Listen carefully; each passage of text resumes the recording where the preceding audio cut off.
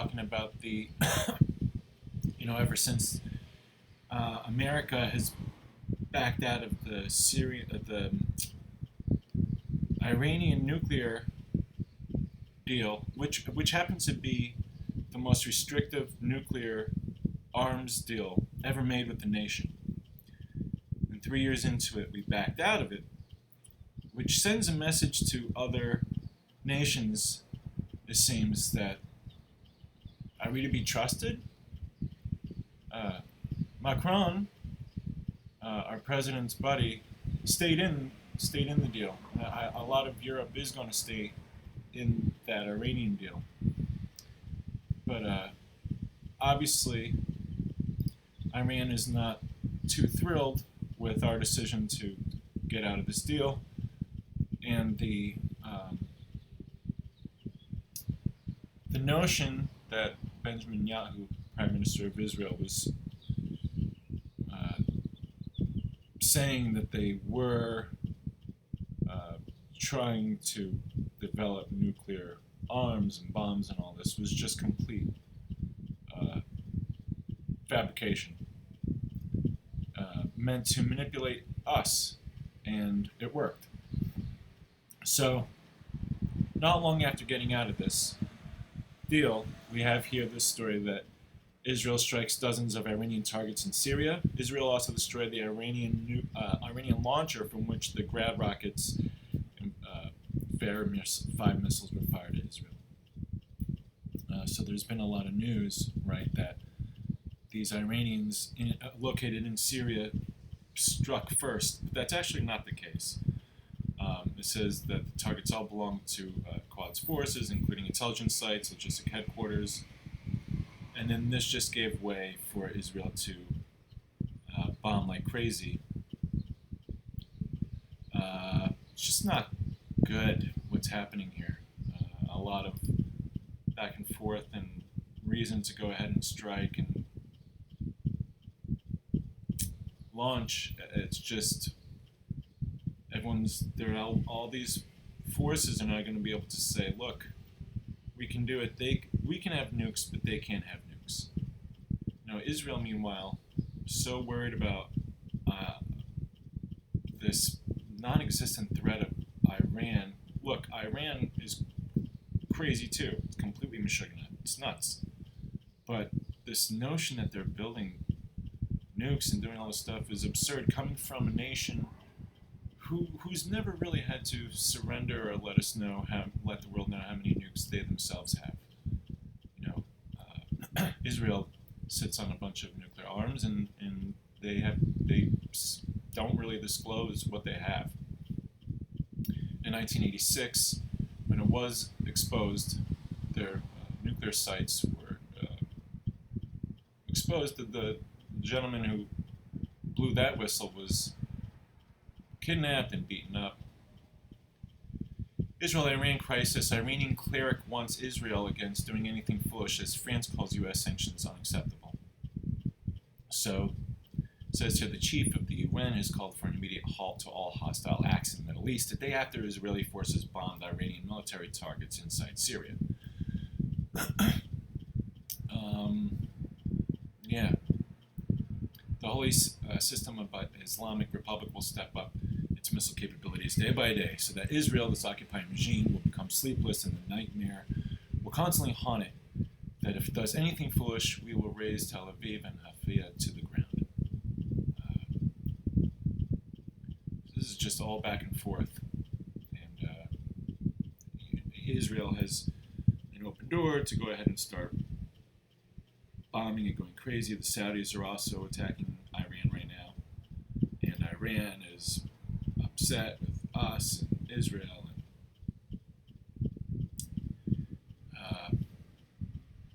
And, for war, it really looks like they're going to make a war, especially when they have nominations like Haspel to be the head of the CIA. Going to bring torture back. Iran condemns wave of Israeli airstrikes in Syria. In the first comments by Iran since Thursday's wave of strikes, the foreign ministry condemned the blatant violation of Syria's sovereignty. The strikes were the heaviest carried out by Israel in Syria in decades. And this article comes from just the other day, May 11th. 20 rockets fired at Israeli military positions in the occupied Golan Heights. So Israel is saying that Iran forces in Syria struck first, and that's why they let loose this hellfire. And Iran is saying contrary, that Israel went ahead and struck first. I don't know. There's just so much. Everyone's looking to make a war to make more money. I mean, that's all this really is. And we put the capital. Our U.S. embassy is going to be in the now capital of Israel, which will be Jerusalem. It had been Tel Aviv, now it's Jerusalem. And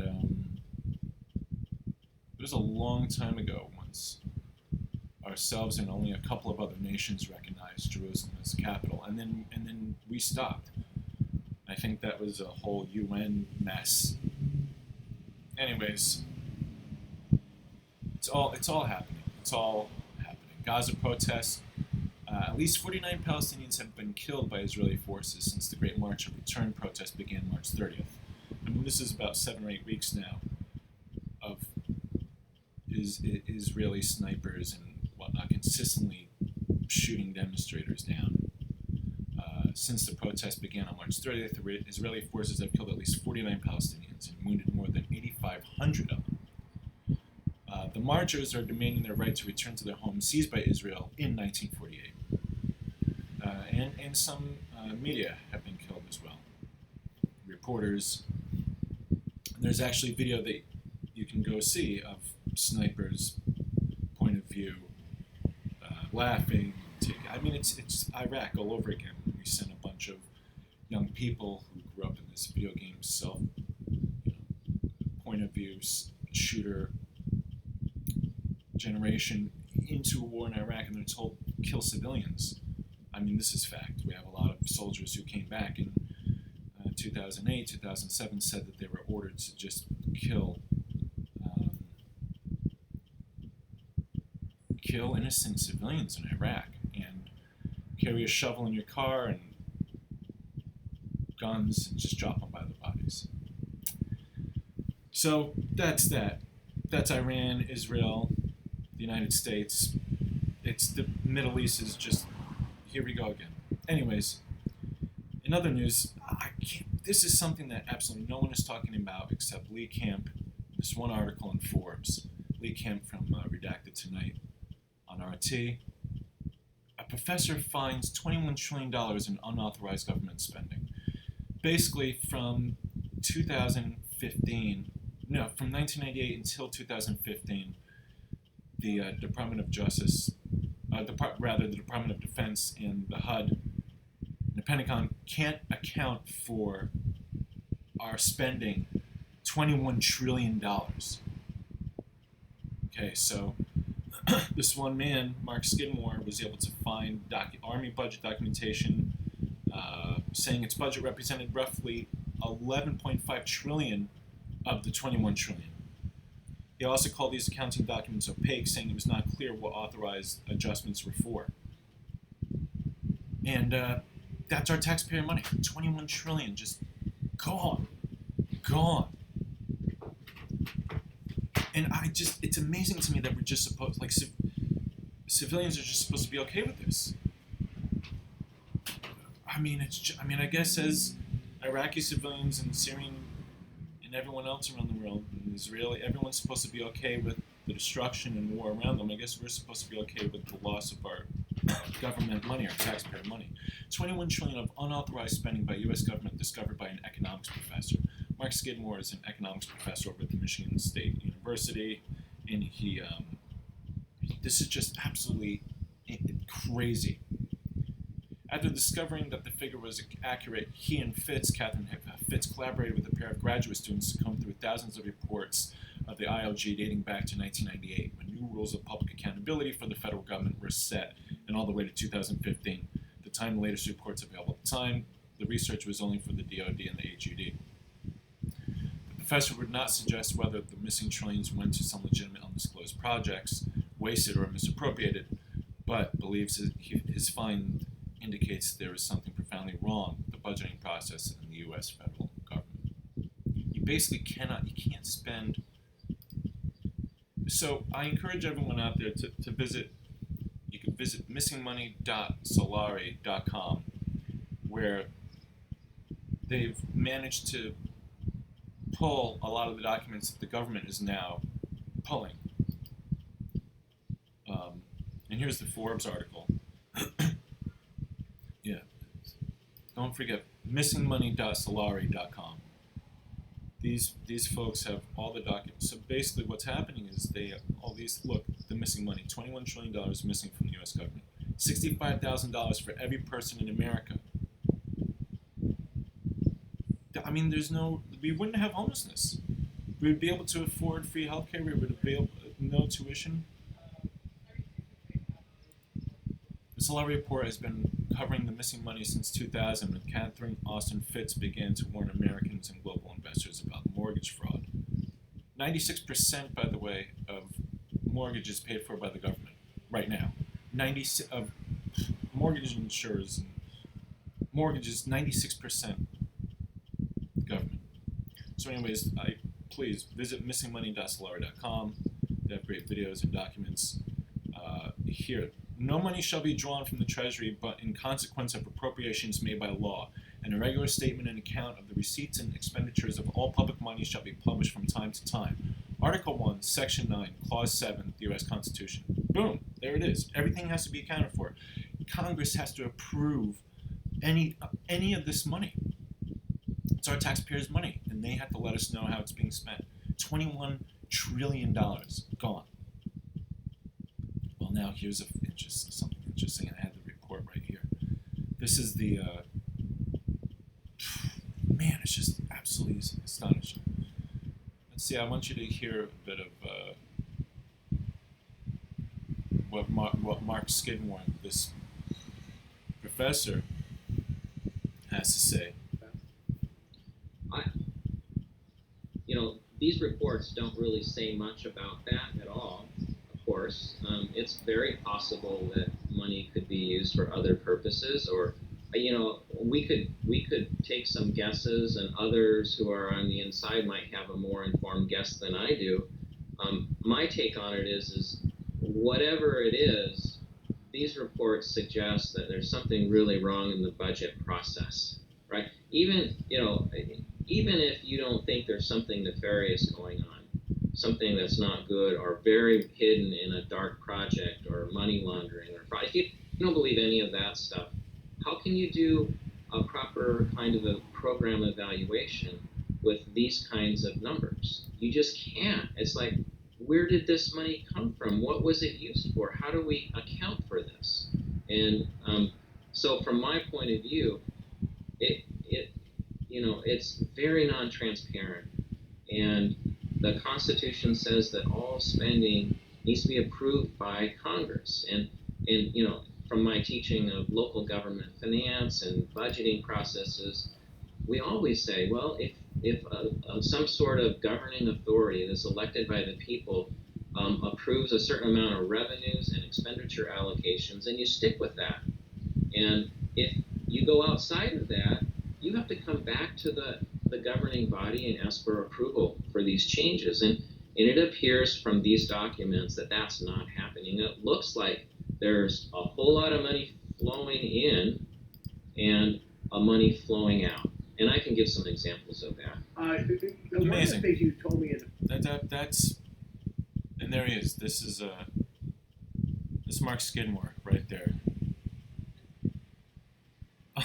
Federal accounting of $21 trillion in missing money. I don't understand. And as an American citizen, I want, where's my where is our tax money going? $21 trillion, and there's no clean water in Flint, Michigan. So I encourage everyone out there who's watching this to, again, visit missingmoney.solari.com. Visit this, go do a search for this Forbes article written by Lawrence Kolodikoff, December 8th. Do Google search Forbes 21 trillion. I mean, this is